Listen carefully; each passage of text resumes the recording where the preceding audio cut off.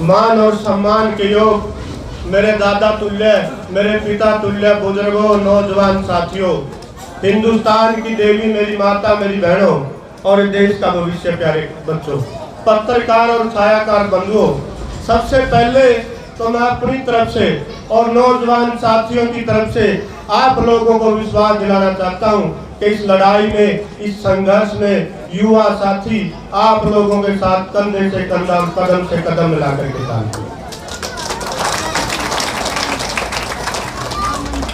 बुजुर्गों, नौजवान साथियों, आज मैं रोहतक से आया हूं और परसों का मनीष ग्रोवर जी की कोठी का घेराव हमने किया है और मामला ये था कि हमारी माता बहनों की तरफ उन्होंने सीध इशारा किया।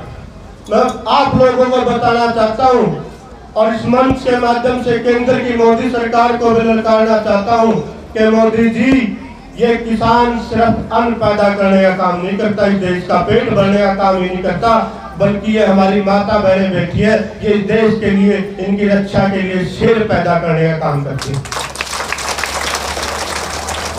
और हमारे शेर और शेरनियां वहां बैठी हुई है। कल सोशल मीडिया पर उन्होंने माफी मांग ली है और औपचारिक रूप से वो ये कह रहा है कि मैं यहाँ नहीं हूँ, रोहतक में नहीं हूँ, और उन्होंने मीडिया के माध्यम से, सोशल मीडिया के माध्यम से तो माफी मांगी है, लेकिन वो धरना तब तक चलता रहेगा जब तक वो बीच में आकर के हमारी माता बहनों पर माफी नहीं मांगेगा। साथियों, मेरे को जहां भी बोलने का मौका मिलता है, मैं एक बात कहे नहीं रहा जाता मेरे से।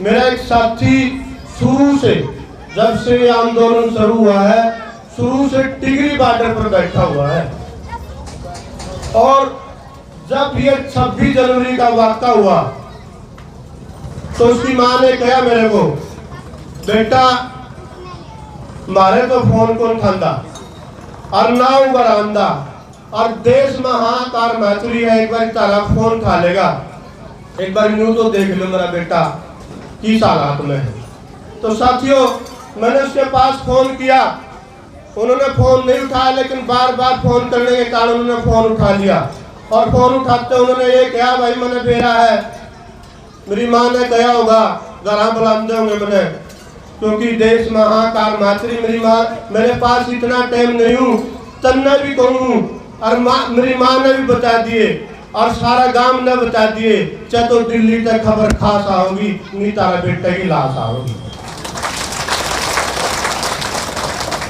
तो मैं कहना चाहता हूँ, ये आंदोलन हम जीत चुके हैं। आपको विश्वास दिलाना चाहता हूँ कानून का विद्यार्थी होने के नाते कि ये आंदोलन तो हम जीत चुके हैं और आने वाली और इस सरकार की हिम्मत नहीं होगी ये कानून लागू होगा।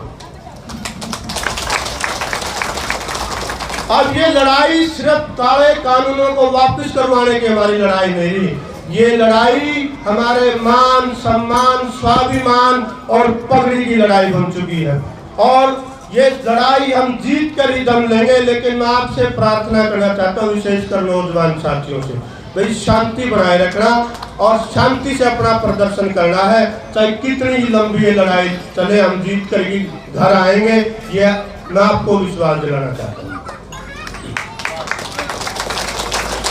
और साथियों, कब तक हम सहन करेंगे, कब तक सहन करेंगे? इस सरकार ने, केंद्र की मोदी सरकार ने सारे के सारे सरकारी विभाग बेचने का काम किया, चाहे वो कर्मचारी हो उसका खून चूसने का काम किया, व्यापारी का खून चूसने का काम किया, किसान का खून चूसने का काम किया और मजदूर का खून चूसने का काम किया। हम इसको कब तक सहन करेंगे? अब पीछे हटने का समय में कि जब तलक पीते रहे खून हम खामोश थे, अब वतन को पी रहे हैं, ये सहन कैसे करें? और कितने अशफाक और बिस्मिल सड़क पर भूखे मर रहे, बताइए इस व्यवस्था को नमन कैसे करें? और यदि बचाना चाहते हो अपने हिंदुस्तान को तो बात क्या श्रृंगार की, अंगार की बातें करो, अंगार की बातें। अंगार की बातों का मतलब आग भड़काना नहीं, पर सरफरोशों के दिलों में आग लगनी चाहिए और सोई हुए जो कौन वर्षों से यहाँ वो कौन जगनी चाहिए, ईमान जगना चाहिए। साथियों, इससे झूठा प्रधानमंत्री विश्व के अंदर ना ही तो कोई बना और ना ही कोई बनेगा आगे। मेरे को एक वाक़या याद आता लाल बहादुर शास्त्री का, जब वो देश के प्रधानमंत्री बने और शपथ ग्रहण समारोह में भी वो पुरानी धोती और फटा हुआ कमीज पहन करके उन्होंने शपथ ली। और वो जब घर आए, उसकी घरवाली ने कहा कि अब आप देश के प्रधानमंत्री बन चुके हो और आपके पास दो धोती और दो कुर्ते हैं, ये तो नए सिमालो, ये भी पाटे हुए हैं।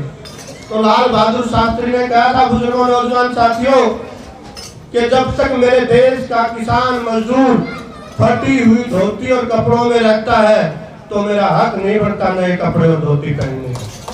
तो ऐसे ऐसे प्रधानमंत्री इस देश ने दिए हैं, इस देश के बने हैं, और ये कैसा प्रधानमंत्री है। मैं जितने भी साथी इस आंदोलन में संघर्ष कर रहे हैं, जितने भी हमारे नेता इस आंदोलन में संघर्ष कर रहे हैं, जितनी मेरी माता बहनें इस आंदोलन में संघर्ष कर रही है, मैं नौजवान साथियों की तरफ से आपको विश्वास दिलाना चाहता हूं कि आपके संघर्ष की शान नहीं होने देंगे, आपकी कुर्बानियों को बदनाम नहीं होने देंगे। जब तक एक भी कतरा लहू का पाकिस्तान में है मेरे देश के किसान, आपकी पगड़ी को नीलाम नहीं होने।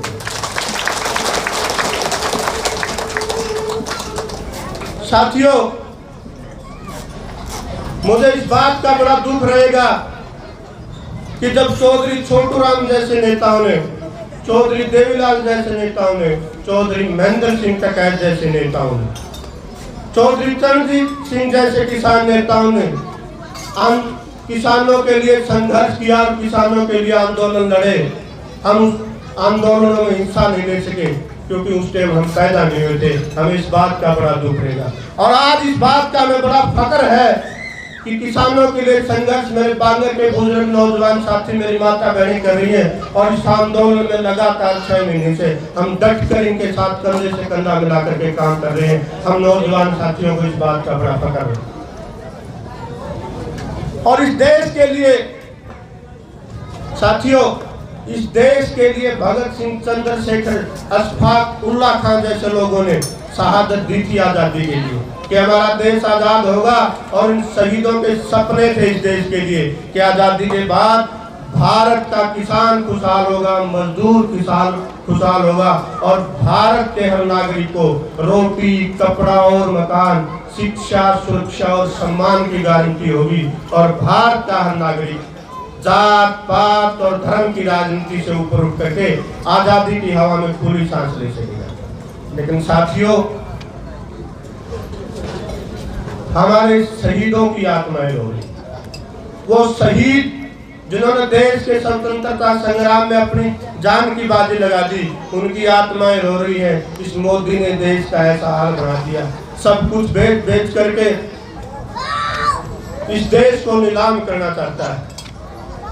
तो साथियों, मैं ज्यादा न कहते हुए, क्योंकि मेरे बात वक्ता बहुत ज्यादा है, मैं तो आप लोगों को दोबारा इस बात का विश्वास दिलाना चाहता हूं कि जुल्मों का जो हमारे ऊपर जुल्म करे हैं, उन अत्याचार का एक एक अत्याचार का बदला हम उससे लेंगे, सरकार से लेंगे।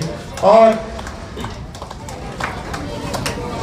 हर जुल्म का बदला लेंगे। हम भूलने नहीं है पिपड़ी कांड को, हम भूलने नहीं है 26 जनवरी का वाक़ा, हम भूलने नहीं है हमारी माता बहनों पर हिसार के अंदर लाठीचार्ज जो इन्होंने किया। साथियों, आंदोलन हमारा सही चल रहा है और इस आंदोलन में जीत हमारी निश्चित है। बस सरकार हमारे अंदर कमी देख रही है।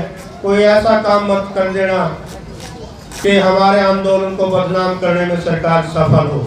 और जो टिगरी बॉर्डर पर वो हमारे राजचंद्रवाड़ा के जो 2 किसान जेल के अंदर हैं, वाक़ा ये था कि वो जो मरने वाला था वो शराब पीने वाला आदमी था। और उन्होंने अपनी वीडियो में भी कहा कि मैं मेरी घरवाली से तंग था, मेरे परिवार से तंग था। और वो वहां आकर के उन्होंने पेट्रोल पंप से तेल लिया है, वो सीसीटीवी कैमरे में है। और जब उन्होंने आग लगाई तो हमारी माता बहनें रोटी पोरी थी, उन्होंने कहा कि कोई आदमी जल जा, बल्कि किसानों ने तो उसकी आग बुझाने का, उसको बचाने का प्रयास किया है। लेकिन सरकार ने इस केस में नया मोड़ दे के किसानों को बदनाम करने के लिए उन हमारे किसानों पर मुकदमे दर्ज किए, दबाव बनाने के लिए, हमारे आंदोलन को बदनाम करने के लिए। तो साथियों, मैं ज्यादा न कहते हुए सिर्फ दोबारा यही प्रार्थना करना चाहता हूँ कि हमारा आंदोलन शांतिपूर्ण चलना चाहिए। हमारे आंदोलन को तोड़ने की साजिशें की जा रही है, हमारे आंदोलन को खराब करने का काम किया जा रहा है। तो इन्हीं शब्दों के साथ जय हिंद, धन्यवाद।